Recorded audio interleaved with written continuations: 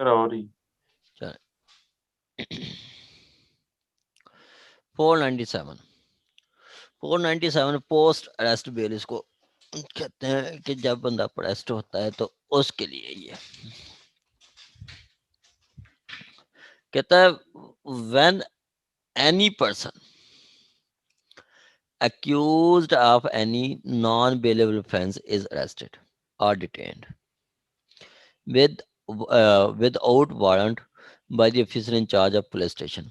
अब यहाँ पे 496 क्या था, बेलेबल, और ये नॉन बेलेबल ऑफेंस में कोई पर्सन अरेस्ट किया जाता है, डिटेन किया जाता है बाई ऑफिसर इन चार्ज और अपेयर और ब्रॉड बिफोर कोर्ट। वो आ जाता है आपका, मतलब वो खुद कोर्ट में आ जाता है या उसको पेश किया जाता है। ठीक है, he may be released on bail, उसको बेल पे रिलीज किया जा सकता है। He may be released on bail. अब ये बेल क्या है, ये डिस्क्रिप्शन है कोर्ट की। क्या है जी, कोर्ट की टोटल डिस्क्रिप्शन है, बनती है ले ले, नहीं बनती ना ले, बनती है ना ले, नहीं बनती ले ले। ठीक है, जो कोर्ट की डिस्क्रिप्शन है, सेम ऑफेंस पे एक कोर्ट जो है वो बेल ले रही होती है, दूसरी कोर्ट बेल नहीं ले रही होती। ठीक है, सेम ऑफेंस पे एक चेक में 9 लाख पे केस के चेक, 9 लाख के चेक पे बेल कोर्ट बेल ले लेती है, दूसरे सेम कोर्ट बैठी होती है वो 2 लाख के चेक पे बेल नहीं लेती। तो ये टोटल क्या है, कोर्ट की डिस्क्रिप्शन है। कहता है जब एक पर्सन नॉन बेलेबल ऑफेंस में अरेस्ट किया जाता है तो जब कोर्ट के सामने पेश हो जाता है या उसको लाया जाता है, he may be released on bail. उसको मे का वर्ड है, पीछे हमने बेलेबल ऑफेंस में पढ़ा था, वो बेलेबल ऑफेंस में हमने क्या पढ़ा था, वो he shall be released on bail, he such person shall be released on bail. ठीक है, यहाँ पे शैल का वर्ड था लाजमी बेलेबल ऑफेंस में, और नॉन बेलेबल ऑफेंस में क्या है, नॉन बेलेबल ऑफेंस में आपका may be release on bail, कि उसको बेल पे रिलीज किया जा सकता है। कब, बट मतलब उसको बेल दी जा सकती है नॉन बेलेबल ऑफेंस में भी, लेकिन इन सूरतों में बेल नहीं दी जाएगी। वो कौन सी सूरतें हैं, but he shall not be released if there appear reasonable ground for that for believing that he has been guilty। अगर वो guilty of offence of punishable with death और लाइफ और इम्प्रिजनमेंट ऑफ 10 years। ठीक है, क्या कहता है 497, 497 कहता है कि एक पर्सन जिसको जिसने नॉन बेलेबल ऑफेंस कमिट की है, उसको अरेस्ट किया गया है, ठीक है, या डिटेन किया गया है, तो वो उस पर्सन को भी जब कोर्ट में आता है या लाया जाता है तो कोर्ट उस पर्सन को भी बेल ग्रांट कर सकती है, उस पर्सन को भी ग्रांट बेल कर सकती है। लेकिन वे का वर्ड था, लेकिन इन सूरतों में हरगिज नहीं करेगी।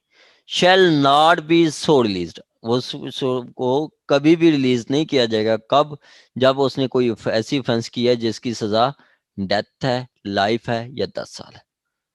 डेथ है, लाइफ है या 10 साल है, इसको कहते हैं आपका प्रोहिबिटरी क्लास। कौन सा, प्रोहिबिटरी क्लास। हम कोर्ट में अक्सर जाके गड़गू करते हैं कि माइलॉर्ड हमारा केस प्रोहिबिटरी क्लास में फॉल नहीं करता, 380 में जाके कहते हैं। ठीक है, हम 380 में जाके कहते हैं कि माइलॉर्ड हमारा केस 491 प्रोहिबिटरी क्लास में फॉल नहीं करता। वो यही चीज़ होती है कि वो हमारे जो केस है उसकी सज़ा डेथ नहीं है, उसकी सज़ा लाइफ नहीं है, उसकी सज़ा 10 साल नहीं है। हम 406, 380 इन केसेस में यही कहते हैं। ठीक है, 497 क्या एक क्या कहता है कि अगर आपका जो मतलब एक पर्सन नॉन बेलेबल ऑफेंस में अरेस्ट किया जाता है तो उसको भी कोर्ट बेल दे सकती है, लेकिन उस पर्सन को बेल नहीं दी जाएगी जिसने ऑफेंस किया है, जिसकी सजा डेथ है, लाइफ है या इम्प्रिजनमेंट फॉर लाइफ है या इम्प्रिजनमेंट ऐसे फॉर। इनका सब ट्रायल चलता ही रहता है ये सब, जब तक ये एक्यूज साबित नहीं होता कि बेगुनाह है। ट्रायल तो जब स्टार्ट होता है तो वो 2 सूत्रों में कंक्लूड होता है, या तो एंड होता है ऑन दी वो जब कन्विक्शन हो जाती है या क्विटल हो जाती है। सर मैं ये सर कह रहा था कि जब सर किसी सूरत भी जमानत नहीं मिल रही। हाँ जी, नहीं इनको भी जमानत मिल जाती है, ऐसी बात नहीं है, इनको भी जमानत मिल जाती है। ठीक है, इसके लिए हम आगे पढ़ेंगे। इसके लिए वो कहते हैं फर्दर इंक्वायरी या स्टैट्यूटरी ग्राउंड पे इनको भी बेल मिल जाती है। ये जो जिन्होंने डेथ सेंटेंस की है, कोई लाइफ की है या 10 साल से ज़्यादा की ऑफेंस की है, ठीक है, उनको भी सजा मतलब बेल मिल जाती है। बस वो थोड़ा एक क्राइटेरिया होता है जज का। इधर बैठे थे जस्टिस काजिम रजा शमसी साहब, अब तो वो रिटायर हो गए हैं, बहुत अच्छे जज थे वो। उनकी आर्गुमेंट्स बेल में पता है क्या होते थे? हम जाते थे तो हाँ जी कितनी अर्सा हुआ जेल में? ये जी 3 महीने हुए, चलें जी बेल कन्फर्म 1 लाख का मुचलका। कितनी अर्सा जेल में? 4 महीने हुए हैं, बेल कन्फर्म। कितनी अर्सा जेल में? जी अभी 20 दिन हुए हैं, सॉरी डिसमिस। ये आर्गूमेंट्स होते थे। वो देखते थे कि कितनी देर से जेल में है, बस वो ही आर्गूमेंट्स होते थे, बस चलो जी। ठीक है, तो बेल सर टोटल डिस्क्रिशन है। ये तो वो जो अपील में भी है सर, ये तो फिर उस हिसाब से हो गया ना कि अगर 2 साल से जेल में, वो जो 426 है। वो आगे हम पढ़ते हैं हम। ठीक हो गया जी, ये था 497। आगे है जी 497 का प्रोवाइजो। प्रोवाइजो क्या कहता है? प्रोवाइडेड दैट कोर्ट में direct any person under the age of 16 years. एक चीज, 16 साल से कम कोई बच्चा है, हम अक्सर जाके कहते हैं कि ये देखें माय लॉर्ड, ये तो स्टूडेंट है, इसकी उम्र भी अभी तो ये माइनर है, स्टूडेंट है, माइनर है, तो इस पे भी हम कोर्स में रिलीफ दे देते हैं। या वुमेन है। आज वो मैं बैठा था जस्टिस मुश्ताक अहमद साहब के पास, वुमेन पे एलिगेशन था कि उसने अपने हस्बैंड को मर्डर किया है, उसने अपने हस्बैंड का कत्ल किया है। तो काफ़ी आर्गुमेंट्स होते रहे, तो बाद में जज साहब कहते हैं जी 1 लाख का मुचलका कन्फर्म। ठीक है, तो वुमेन्स को भी वो बेल दे देते हैं, वुमेन्स को भी बेल दे देते हैं। इवन के वो उसने 302 अपने हस्बैंड के, उस पर एलिगेशन था कि उसने अपने हस्बैंड को जहर दी है, जहर दिया और फौरन उसका हस्बैंड की डेथ हो गई है। ठीक है, तो इस सूरत में भी उसको बेल दे दी गई है। ठीक है, उसके बाद कहता है एनी सिक पर्सन, एनी सिक पर्सन। आपने देखा है कि ये नवाज शरीफ साहब अभी प्लेटलेट्स खत्म हुई हैं, तो वो जी बस बाहर बाहर निकालो जी, ये तो अभी अभी मर जाएगा, अभी मर जाएगा, इसने तो बचना ही नहीं है, इसने बचना ही नहीं है। ठीक है, तो ऐसी सूरत में भी उनको जो सिक पर्सन होता है, सिक पर्सन के लिए भी काफ़ी सारी साइटेशंस आ चुकी हैं कि कहते हैं कि अगर वो सिक पर्सन जो है उसका जेल में इलाज हो सकता है, ठीक है, तो उसको रिलीज नहीं किया जाएगा। जेल में इलाज हो सकता है तो उसको रिलीज नहीं किया जाएगा। हाँ, जेल में उसका मतलब इलाज के साथ उसको मतलब प्रॉपर सर्विसेज दी जा सकती है, मेडिसिन मेडिकल हो सकता है उसका, तो फिर भी उसको मतलब जो है रिलीज, बेल पे रिलीज नहीं किया जाएगा। बेल पे रिलीज उस सूरत में किया जाएगा जब उसका जेल में कोई इलाज ना हो, या और कोई उसको सोचे नहीं और लग रहा हो कि वाकई इसने जेल में कुछ ना कुछ इसकी डेथ भी काज हो सकती है, उस सूरत में बेल पे रिलीज किया जाएगा। सर ये सर जो एक बंदा सर आपने जो वुमेन का बताया है कि वो उसके एलिगेशन थी, और अगर ऐसा हो कि कोई खातून हो और वो इकरार कर ले कि भाई उसने कत्ल किया है, तो उसको भी फिर उसकी बेल अप्लाई की जा सकती है, मतलब बेशक फर्दर हाँ वो जी तो कार फिर कन्फेशन हो, जी बेल आप मूव कर सकते हैं मैडम। सर ये कन्फेशन नहीं हो जाता? कन्फेशन भी हो ना, ट्रायल चल रहा है ना मैडम, ट्रायल चल रहा है, बेल मूव कर सकते हैं, बेल पे कोई नहीं रोकता आपको, बेल मूव कर सकते हैं आप। सर एक बंदा सर फिट फाट सर सर जेल में गया, फिर सजा भी मिल गई। ऑफेंडर चलें जी आगे। एक तो 16 साल से कम का जो बच्चा है। ऑफेंडर जी मैडम। सर सर एक जी मैडम, सर सब यहाँ पे सब आप मुझे क्वेश्चन थोड़ा करें आप। कंफ्यूजन हुआ है कि अगर ऑफेंडर प्लीड गिल्टी, जी सर मुझे यहाँ पे थोड़ा सा कंफ्यूजन हुआ है कि अगर ऑफेंडर प्लीड गिल्टी यानी कन्फेस कर लेता है इन ट्रायल, हम्म तो आपने कहा कि वो बेल उसको ग्रांट की जा सकती है। देखिए सर मैडम, इसे एक देखिए एप्लीकेशन होती है कि जब तक ये जो है जुर्म साबित ना हो जाए तब तक बेल ग्रांट की जाए हमें। बट यहाँ पे तो वो खुद कन्फेस कर रहा है, तो इसका फर्दर आगे इसको पनिशमेंट की तरफ केस परसू नहीं किया जाएगा? बिल्कुल ऐसे मैडम, देखें अगर मजिस्ट्रेट के पास है, कन्फेशन कर लेता है, ठीक है, तो मजिस्ट्रेट हेलो। उसको जी मैडम आवाज आ रही है आपको, मैं आपको ही आंसर कर रहा हूँ, ठीक है। मजिस्ट्रेट के पास केस चल रहा है, जी मजिस्ट्रेट के सामने उसने कन्फेशन कर लिया, तो मजिस्ट्रेट जी जी उसको सर। शो काज देगा, शो काज के बाद उसको मतलब सजा दे सकता है। ऐसे ही अगर सेशन ट्रायल चल रहा है, उसमें आगे कन्फेशन भी कर लेता है, तो जरूरी नहीं है, सेशन कोर्ट की डिस्क्रिप्शन है, चाहे तो उसको कन्विक्ट करे, चाहे उसका ट्रायल चलाए। अगर ट्रायल चल जाता है तो उस ट्रायल के दौरान वो मुलजिम जिसने कन्फेशन भी कर लिया है, तो वो जितनी देर ट्रायल चलता है वो बेल मूव कर सकता है। बेल किसी भी स्टेज पे आप मूव कर सकते हैं, किसी भी स्टेज पे आप बेल पिटीशन मूव कर सकते हैं, बेल पिटीशन पे कोई जी रोक सर। नहीं है। ठीक हो गया। कहता है कि जी सर। मैं ये कंप्लीट कर लूं फिर आप क्वेश्चन करना है, ठीक है। 497 का प्रोवाइजो कहता है कि अगर 16 ईयर से कम बच्चा है तो उसको भी बेल दी जा सकती है, चाहे उसने डेथ ऑफेंस मतलब ऐसी ऑफेंस की है जिसकी सजा डेथ है, लाइफ है, या मोर देन 10 ईयर्स है, ठीक है। या फिर आपका जो वुमेन है तो उसको भी बेल दी जा सकती है, कोई सिक पर्सन है, बीमार पर्सन है, उसको भी बेल दी जा सकती है, या इन्फ्रम पर्सन, सिक और इन्फ्रम पर्सन, ठीक है। सिक बीमार होता है, इन्फ्रम होता है जो कि आपका मतलब जिसकी कोई मतलब माजूरी हो, ठीक है। और आपका कोई ऐसे लोगों को भी बेल रिलीज किया जा सकता है। सेकंड जो प्रोवाइजो है, इस प्रोवाइजो को कहते हैं आपका स्टैट्यूटरी ग्राउंड। ये क्या है जी? ये स्टैट्यूटरी ग्राउंड है। स्टैट्यूटरी ग्राउंड पे भी आप बेल मूव कर सकते हैं। क्या कहती है कि provided further that when a woman accused of offence is refused a bail under the foregoing proviso, he shall be released and retained। ये खत्म हो गई है। ये देखें कि ये आपकी नई अमेंडमेंट में ये चीज नहीं है। आप देखें इसमें ये नहीं है।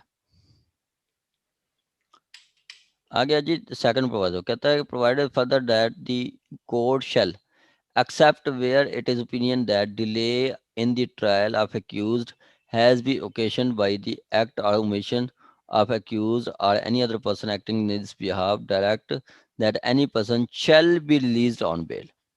any person shall be released on bail। यहाँ पे क्या कहता है कि अगर कोई ऐसा पर्सन कि जिसका कोर्ट को लगता है कि जो इसका ट्रायल में डिले हुआ है वो इस पर्सन की कोई एक्ट या ओमिशन से नहीं हुआ, या इस एक पर्सन के ब्याह पे जो कोई एक्ट कर रहा था, जैसे वकील साहबा ने, उसके ब्याह पे कोई डिले नहीं है, तो उस पर्सन को भी बेल पे रिलीज किया जा सकता है।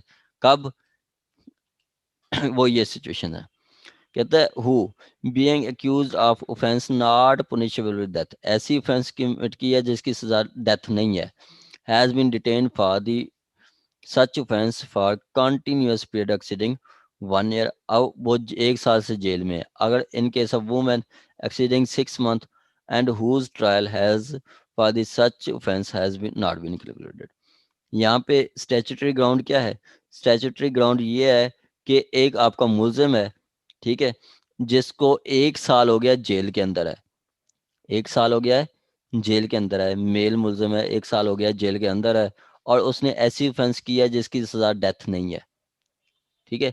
या कोई वुमेन है जिसने जिसको 6 महीने हो गए हैं जेल के अंदर है, उसने ऐसी ऑफेंस की है जिसकी सजा डेथ नहीं है, ठीक है, 6 महीने से अंदर है, तो वो बेल मूव कर सकती है। अगर उसके ब्याह पे कोई डिले नहीं है, ट्रायल कंक्लूडन में उसके ब्याह पे कोई डिले नहीं है, तो कोर्ट क्या है, कोर्ट उसको shall be released on bail, court उसको लाजमी बेल पे रिलीज कर देगी। इस पे काफी सारी साइटेशंस हैं, सुप्रीम कोर्ट की एक साइटेशन आई है, उस पे कहा गया कि इवन के अगर एक भी date on the part of accused है तो वो he is not entitled to get this relief, तो उसको बेल नहीं दी जाएगी। मतलब उनके पार्ट पे कोई डिले नहीं होना चाहिए। स्टेचुटरी ग्राउंड यही है कि आप एक ट्रायल चल रहा है, मुलजिम 1 साल से अंदर है, उसने ऐसी ऑफेंस की है जिसकी सजा डेथ नहीं है, 1 साल से अंदर है और उसका ट्रायल अभी तक कंक्लूड नहीं हुआ, तो उसको बेल पे रिलीज कर दिया जाएगा। ये तो थी पहली सिचुएशन। दूसरी सिचुएशन क्या है, कहता है who being accused of offence punishable with death. दूसरी ये कंडीशन है कि मुलजिम ने मेल है, मेल मुलजिम ने शादी ऑफेंस किया जिसकी सजा डेथ है और वो जेल में है और उसको कितनी साल से जेल में है, 2 सालों से जेल में है, 2 सालों से वो जेल में है। अगर वुमेन है तो उसने ऐसी ऑफेंस किया जिसकी सजा डेथ है, उसको भी मतलब वो भी जेल में है और उसका ट्रायल अभी तक कंक्लूड नहीं हुआ, तो वो भी बेल का राइट रखते हैं, वो भी स्टैट्यूटरी ग्राउंड पे उसको भी बेल पे रिलीज किया जा सकता है। ठीक हो गया।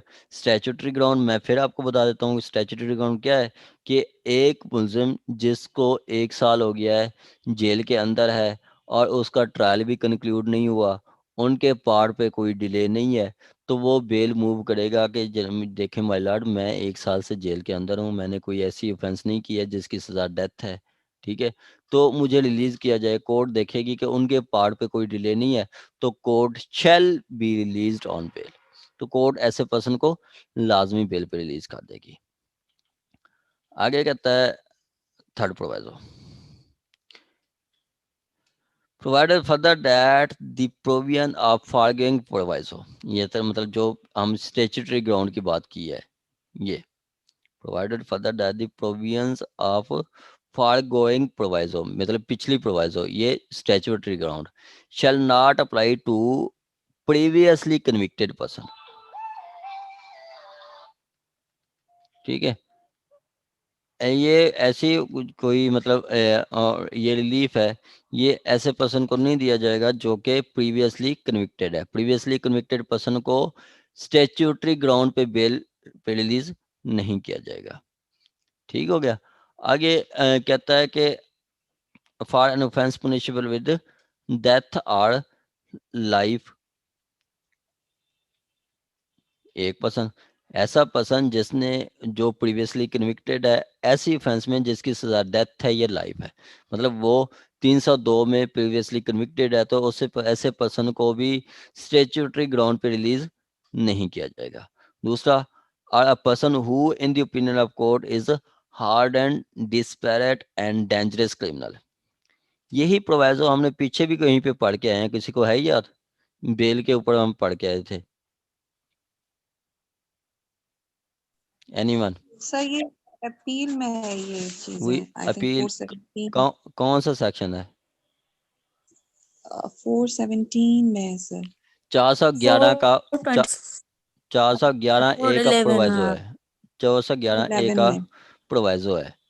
ठीक है, वहां पे भी ये चीज बताई गई कि ये सेम वर्डिंग भी यही है, सेम वर्डिंग है। ठीक है, तो इन लोगों को ये रिलीफ नहीं दिया जाएगा जो प्रीवियसली कन्विक्टेड हैं या जो डेंजरस क्रिमिनल है या जो accused of act of terrorism punishable with death या लाइफ। ठीक है, कोई उसने टेररिज्म का कोई एक्ट किया है जिसकी सजा डेथ या लाइफ है, उन लोगों को स्टैट्यूटरी ग्राउंड पे रिलीज नहीं किया जाएगा।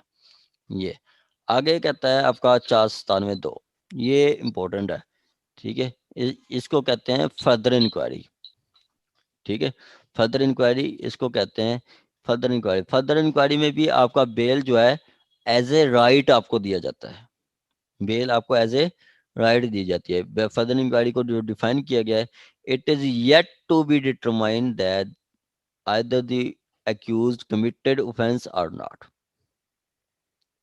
ठीक है, it is yet to determine either the offense accused committed an offense or not। इसकी मिसाल क्या है कि एक जुलूस जा रहा था, ठीक है, जुलूस मतलब 200 पर्सन एक साथ रोड पे जा रहे थे, ठीक है, और दरमियान में एक दुकान आती है, दुकान से चोरी हो जाती है। अब 200 पर्सन जा रहे हैं, कोई कोई किसी को नहीं पता कि किसने चोरी की है, किसी को नहीं पता कि वो उस जुलूस में से दुकान की चोरी किसने की है। तो ये फर्दर इंक्वायरी में आ जाता है। जब केस आपका फर्दर इंक्वायरी में फाल करता है तो वहां पे बेल आपको एज ए राइट दी जाती है, बेल आपको एज ए राइट दी जाती है। अब हम इसको फर्दर इंक्वायरी को हम पढ़ते हैं। आपकी बहुत ज़्यादा बेल्स फर्दर इंक्वायरी पे आती हैं। फर्दर इंक्वायरीज पे आपको थाउजेंड्स ऑफ साइटेशंस मिलेंगी। कहता सर है ये पेज शो नहीं स्क्रीन पे। किसी को नहीं शो हो रहा ये स्क्रीन पेज? हो रहा है मेरे पास हो रहा है सर, सबको हो रहा है। ये कौन आ गया। आ गया है? कौन सा बात कर रहा है? अब्दुल गनी बात कर रहा हूँ अब्दुल गनी। कल किधर थे आप? सर। कल गए हुए थे तो इस अब वजह से। कोई क्लास मिस नहीं करनी है आपने, ठीक है? सर जी सर, जी सर। शहजाद साहब आवाज आ रही है आपको? शहजाद साहब,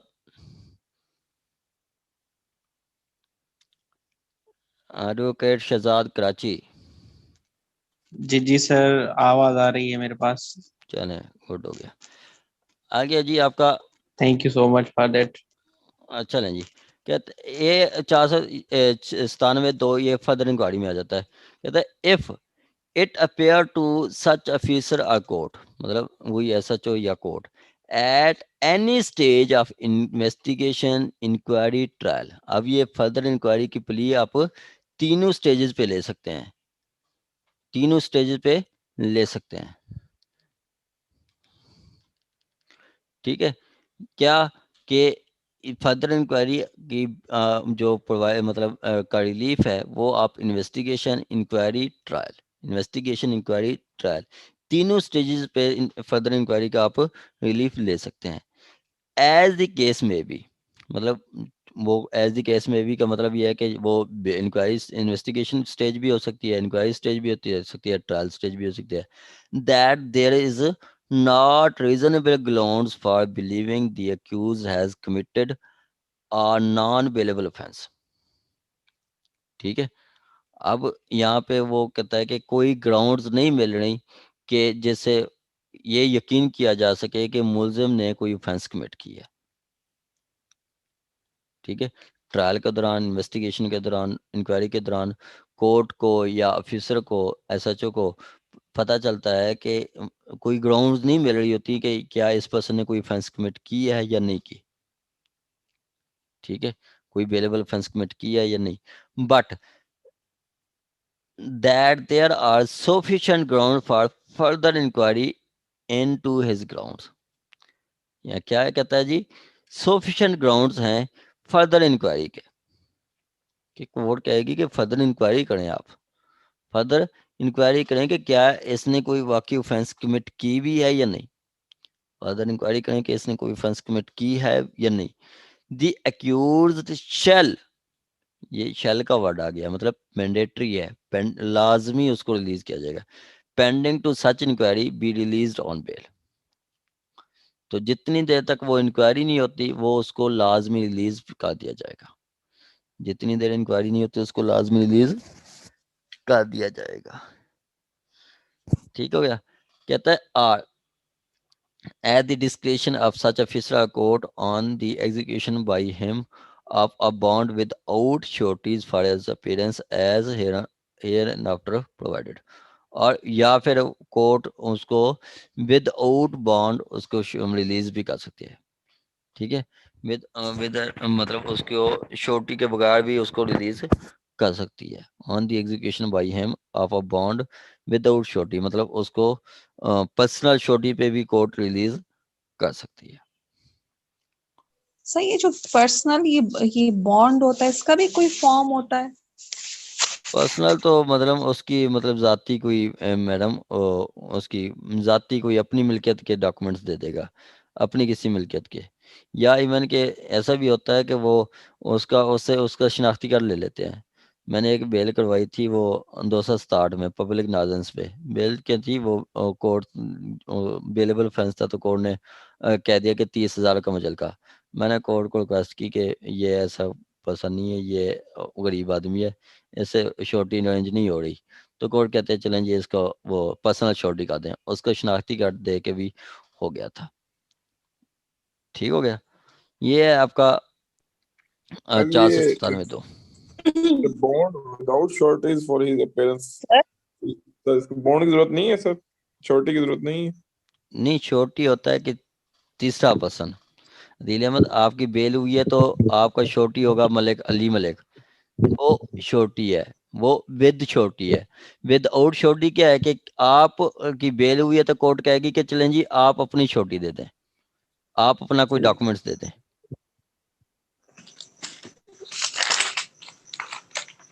ठीक हो गया, यहाँ तक किसी का कोई क्वेश्चन हो तो। सर ये जो मचलका है ये हम उसमें पुलिस स्टेशन में जमा नहीं कराते, हम कोर्ट में जमा कोर्ट कराते में हैं। जमा कराते हैं मैडम, कोर्ट में देते हैं। कोर्ट हमसे बॉन्ड ले रही है, पुलिस नहीं ले रही। सर जी जी मैडम,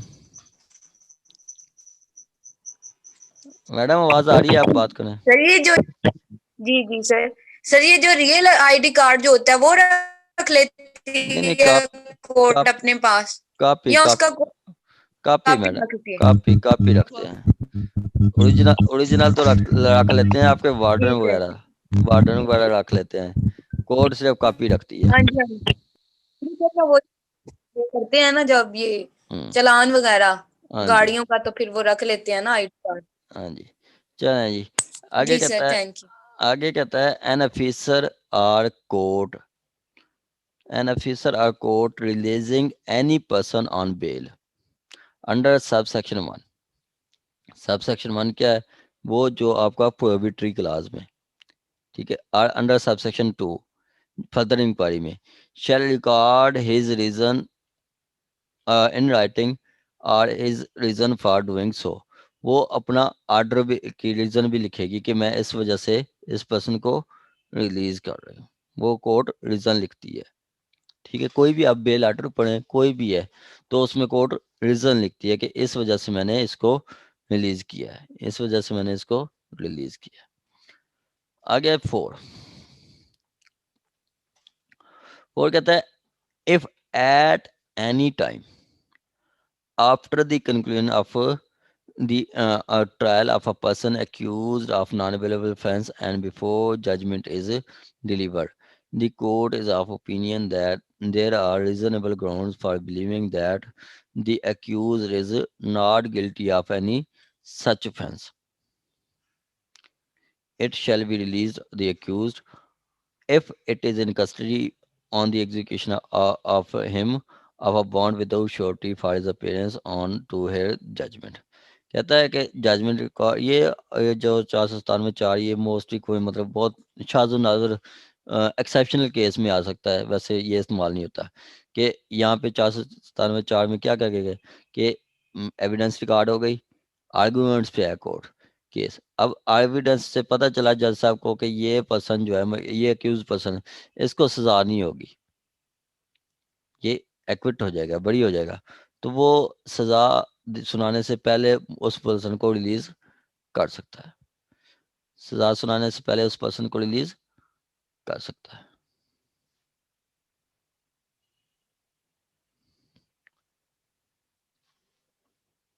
ठीक हो गया सर। आ गया जी आपका 5 में कहता है कि if a court of session or a high court or court of session in case of person released by itself or any other court may cause any person who has been released under this section be arrested and commit him into custody। ये क्या है, ये आपका 497(5), इसको कहते हैं cancellation of bell. क्या कहते हैं, कैंसलेशन ऑफ बेल। के कैंसलेशन अब कोर्ट क्या करती है, कोर्ट जिसको बेल दी है उसकी बेल कैंसिल भी कर सकती है, उसकी बेल कैंसिल भी कर सकती है। हमारा एक केस था 420/68 का, ठीक है। उसमें हम एक्यूज की तरफ से थे। कंप्लेनेंट जो था, एक्यूज जो था वो और कंप्लेनेंट जो था वो मुलजिम का चाचू था, रियल अंकल, फर्स्ट अंकल, जो सगा चाचू जिसे कहते हैं, वो था।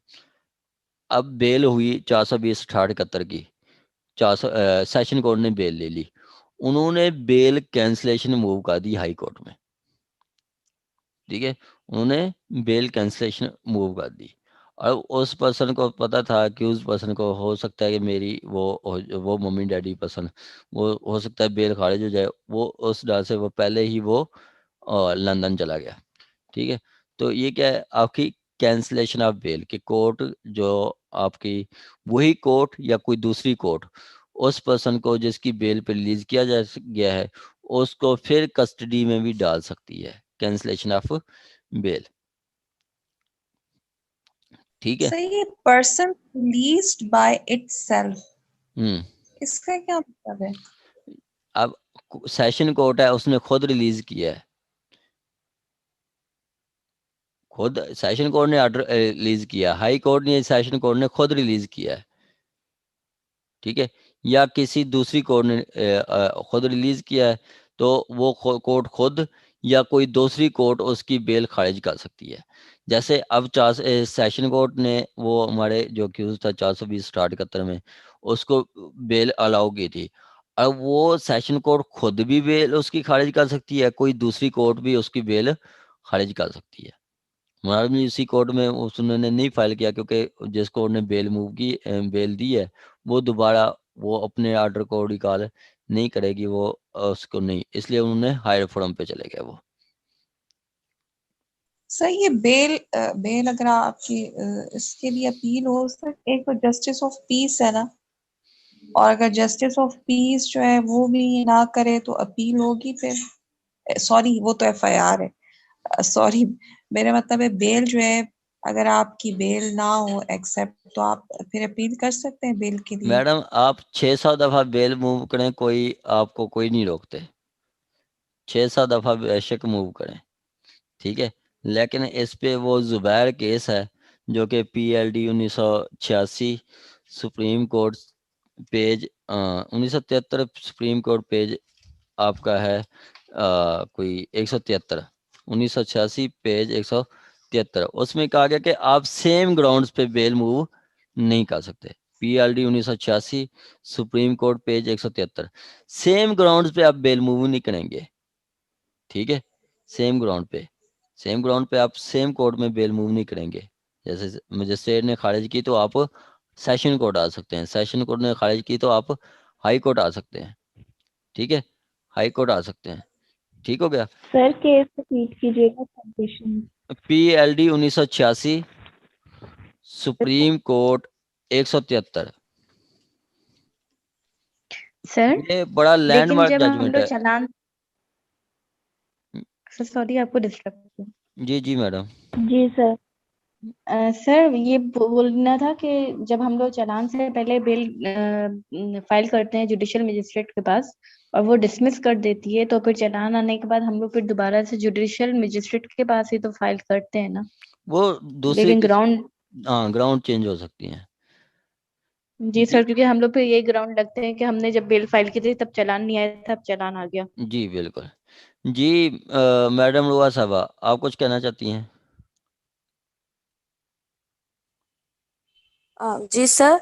सर ये जो हमारी है ना bail and non bailable cases, उसको ना हम बेल एज अ कंसेशन कहते हैं। तो सर उसमें ना कुछ स्टेट्यूटरी ग्राउंड्स हैं जो 497 में ही मेंशन्ड है।